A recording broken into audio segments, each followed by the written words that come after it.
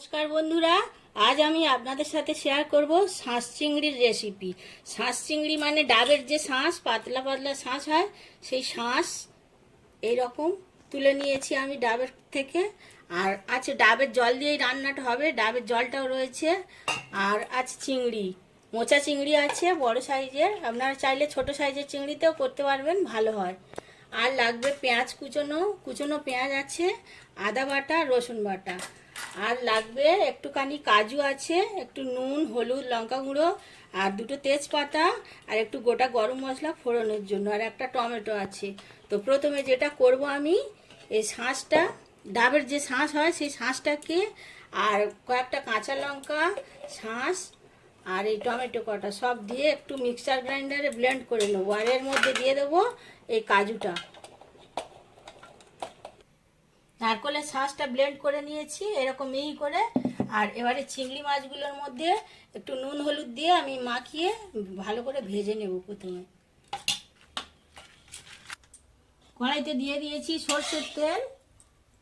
সর্ষের তেলটা গরম হয়ে গেছে, এবারে নুন হলুদ মাখানো চিংড়িগুলোকে আমি ভেজে নেব। চিংড়ি মাছগুলো সমস্ত ভেজে তুলে নিয়েছি। আর ওই তেলের মধ্যেই আরও একটুখানি সর্ষের তেল দিয়ে দিয়েছি। এবারে আমি রান্নাটা করব। তো ফোড়নে দিয়ে দিচ্ছি দুটো তেজপাতা আর গোটা গরম মশলা, আর দিয়ে দিচ্ছি বাটা রসুন, কুচনো পেঁয়াজ আর বাটা আদা। এগুলোকে আগে ভালো করে ভেজে নেব। এগুলো প্রায় ভাজা ভাজা হয়ে এসেছে, এবারে দিয়ে দেবো এর ওপর থেকে একটু চিনি।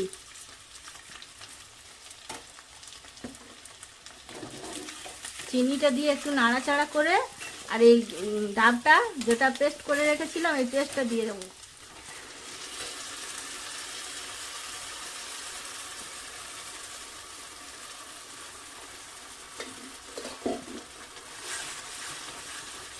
এটা দিয়েও বেশ খানিকক্ষণ নাড়াচাড়া করে নেব।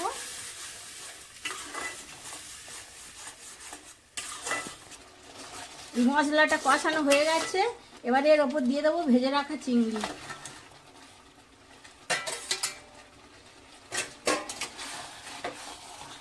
আর দিয়ে দেব পরিমাণ মতো নুন। নুন দিয়েও বেশ কিছুক্ষণ কষিয়ে নেব।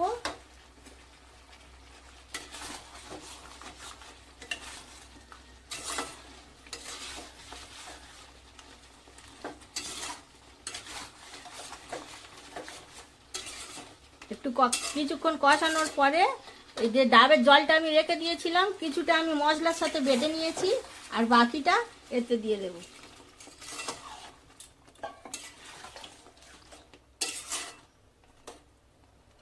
এবারে একটু ফুটতে দেব, যেহেতু চিংড়িগুলো বড়, সিদ্ধ হতে সময় লাগবে। কিছুক্ষণ ফোটার পর তারপরে নামাবো। তো শাঁস চিংড়ি প্রায় রেডি হয়ে এসেছে, চিংড়ি মাছগুলোও সিদ্ধ হয়ে গেছে। এই সময় দিয়ে দেবো আমি একটু বাটার, আর দিয়ে দিচ্ছি শাহি গরম মশলার গুঁড়ো।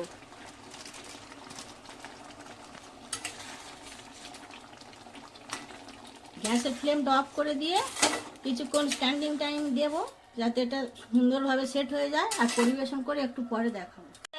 বড় বড় হোটেল রেস্টুরেন্টে যেভাবে ডাব চিংড়ি খাই আমরা, সেই টেস্টে আমি মালাই চিংড়ি করলাম, বা শাঁস চিংড়ি বা মালাই চিংড়ি করলাম। তো আপনাদের যদি এই রেসিপিটা ভালো লেগে থাকে, লাইক করবেন, কমেন্ট করবেন, শেয়ার করবেন, আর প্লিজ আমার চ্যানেলটাকে সাবস্ক্রাইব করবেন, পাশে থাকবেন।